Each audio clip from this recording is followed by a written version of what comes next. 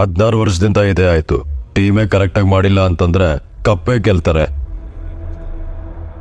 ಹೌದು ಸರ್, ನೀವು ಹೇಳ್ದಂಗೆ ನಮಗೆ ಧೈರ್ಯ ಇರಲಿಲ್ಲ, ಶಕ್ತಿ ಇರಲಿಲ್ಲ, ನಂಬಿಕೆ ಇರಲಿಲ್ಲ. ನಾವ್ಯಾವತ್ತೂ ಕಪ್ ಗೆಲ್ಲಲ್ಲ ಅನ್ಕೊಂಡಿದ್ವಿ. ಆದ್ರೆ ಅನ್ಬಾಕ್ಸ್ ಇವೆಂಟ್ ಅಲ್ಲಿ ಇದು ನಮ್ಮ ಹೊಸ ಅಧ್ಯಾಯ ಅಂತ ಅಂದ್ರಲ್ಲ,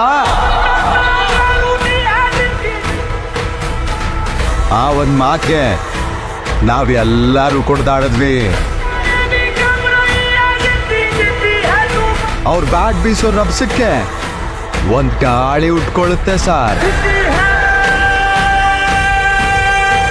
ಆ ಗಾಳಿ ಕರ್ನಾಟಕದಲ್ಲಿರೋ ಪ್ರತಿಯೊಬ್ಬನಿಗೂ ಉಸಿರು ಕೊಟ್ಬಿಡುತ್ತೆ.